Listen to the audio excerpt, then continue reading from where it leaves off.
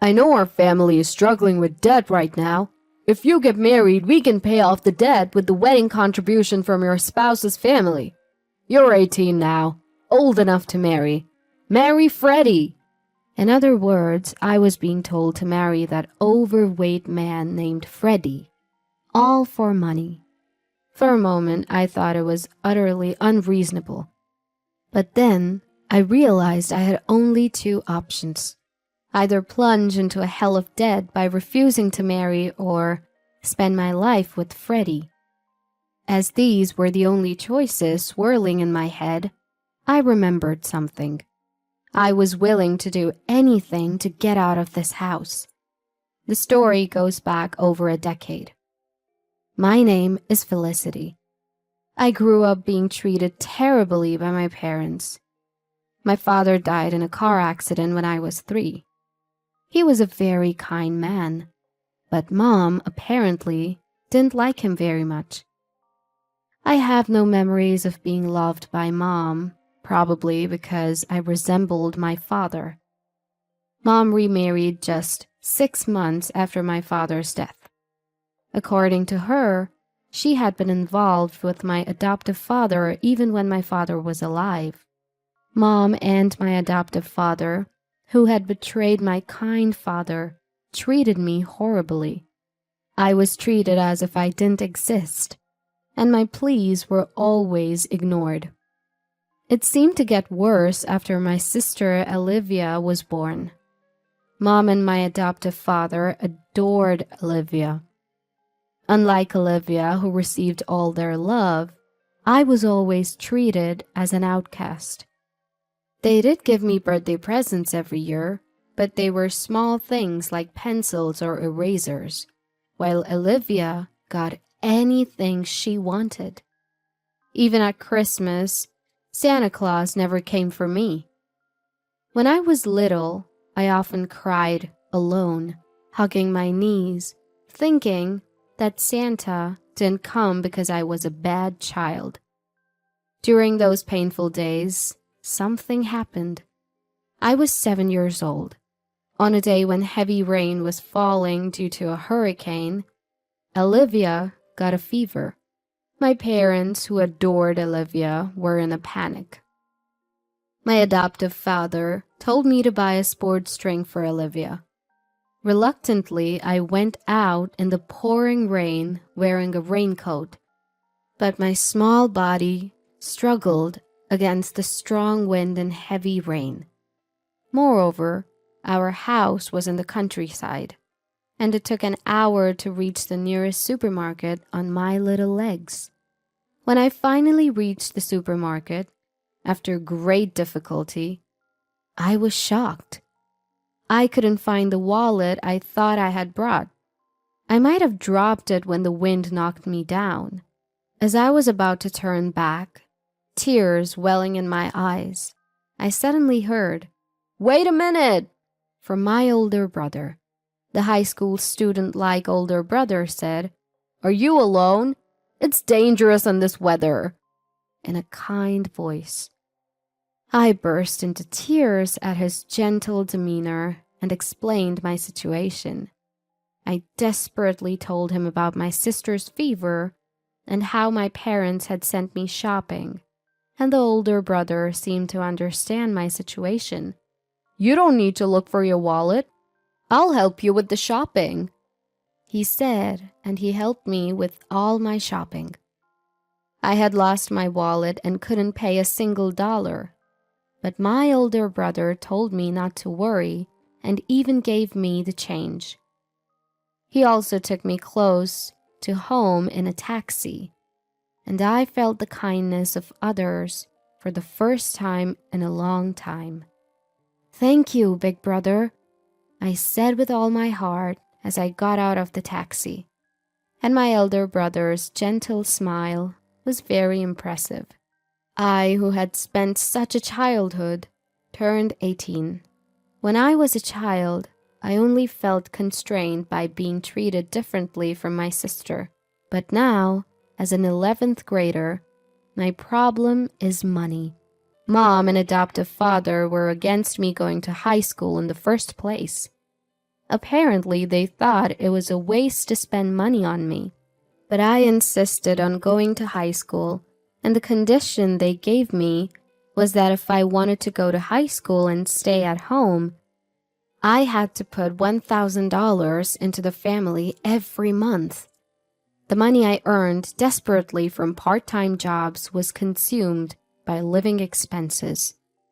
When I became an 11th grader, I had to study for college in addition to my part-time job, and I was very busy.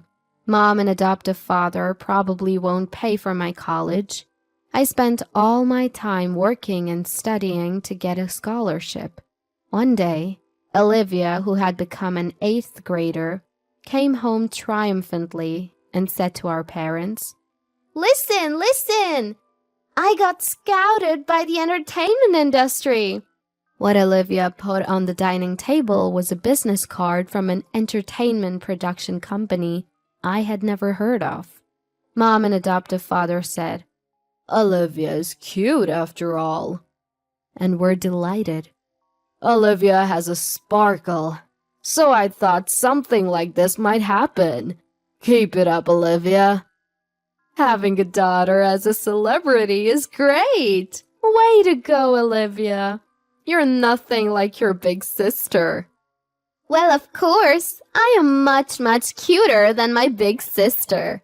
Olivia, raised by parents who had always looked down on me and praised Olivia, compared herself to me at every opportunity. This time, she arrogantly asked, "You think so too, don't you, big sister?" I replied, "Yes," because arguing would undoubtedly lead to trouble. Olivia was supposed to have joined an entertainment industry, but months went by without any contact. The parents, who thought it was strange that they were being charged for lessons and membership fees, found out that the entertainment agency was a fraudulent group and had already disappeared. All that was left for the parents was a debt of $20,000. The parents looked desperate, but I just calmly paid $1,000 to the family and focused on my studies. I won't spare any effort if I can get out of this house. With that in mind, I was working hard at my part-time job and studying. A few weeks later, when I got home, I heard an unfamiliar voice from the living room. Wondering what it was, I was about to go up to my room on the second floor when I heard adoptive father calling me from the living room. Wondering what it was about, I peeked into the living room and found two unfamiliar men besides adoptive father. One was a man of the same age as adoptive father, and the other was a very fat man. As I was surprised by the size of the man sweating in the air-conditioned room, adoptive father introduced the two. "This is Mr. Newell. Say hello." "Oh, nice to meet you." As I hurriedly greeted them, the two men smiled and looked at me. Mr. Newell is a well-known large-scale landowner in this area, known to everyone. Why would such people come to our house? As I was puzzled, adoptive father said something outrageous. "Mr. Newell's son, Freddie, is your fiancé. Be polite." "What?" Startled, I raised my voice, and adoptive father, looking flustered, took me out into the hallway. "What's going on?" I asked adoptive father in a whisper, and he answered in a whisper as well. "You know we're in trouble with debt. If you marry, we can pay off the debt with the wedding contribution from their family. You're 18 now and can marry. Marry Freddie." In other words, I had to marry that fat man Freddie for money. I thought it was utterly unreasonable for a moment, but I realized I had only two choices. Either reject the marriage and plunge into debt hell, or marry and live with Freddie. As those were the only two options swirling in my head, I remembered I was willing to do anything to get out of this house. Are you done talking? What do you think, Felicity? Will you marry our Freddie? Mr. Newell, who had been waiting in the living room, asked me anxiously. I answered with a smile. Yes, gladly. And so I was to marry Freddie. That very day I was told to live at Freddie's house right away and was kicked out of the house. With only my study materials, Freddie asked, "Don't you have any clothes or anything?" But I had never bought cute clothes. That's all I have, I said. Freddie lowered his eyebrows and said, I see. Mr. Newell, no, my father-in-law was a well-known landowner whose name I had heard. But he was a very friendly person. His car drove through a large gate and into a vast estate, and it stopped in front of a solitary house. This is a separate house I built for Freddie when he got married. But Freddie couldn't find a spouse. I'm glad a wonderful woman like Felicity is marrying him. I live in the main house, so Felicity, you should live here with Freddie. With just a brief explanation, my father-in-law said, Well, I'll leave it to the young couple, and left Freddie and me behind. Suddenly alone, I was a bit wary of Freddie, but he calmly showed me around the separate house.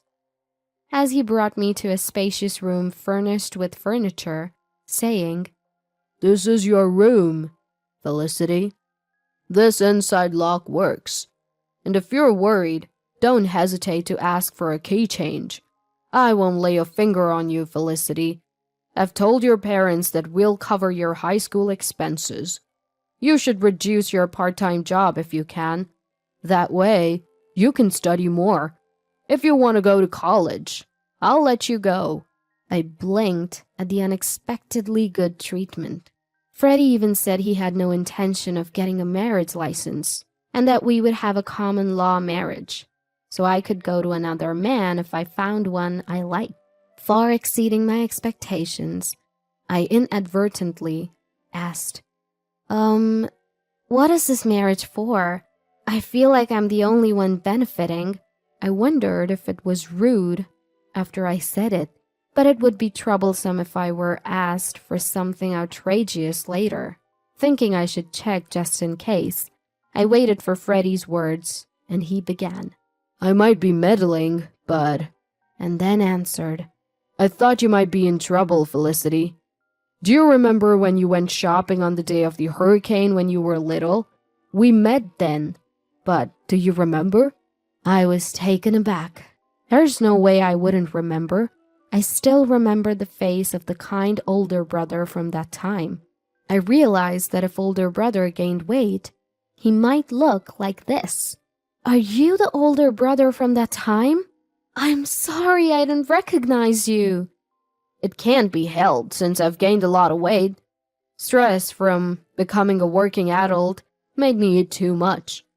But you haven't changed, Felicity. When my dad showed me your picture and asked if I wanted to marry you, I knew right away it was you. Are you still being discriminated against and suffering like your sister? Just like on the day of the hurricane, Freddie spoke to me kindly, and I nodded. Then Freddie smiled to reassure me. It's okay now. You don't have to worry about money or being treated badly anymore. You can live freely in this house, okay? Touched by Freddie's kindness, tears welled up in my eyes. In front of Freddie, who hurriedly handed me a beautiful handkerchief, I cried and cried. And from that day on, Freddie and I started living together. I spent my first ever free time studying. I was so happy to be able to study for college like this. Freddie said he didn't need living expenses, but I decided to contribute only $300 because living for free felt constraining. Since I only had to earn $300 and my allowance, I was able to significantly reduce my part-time job hours. Freddie took the initiative in doing household chores. And when I was doing them, he would kindly say, "You can go study," and take over for me. In the happiest days of my life, Freddie and I gradually grew closer.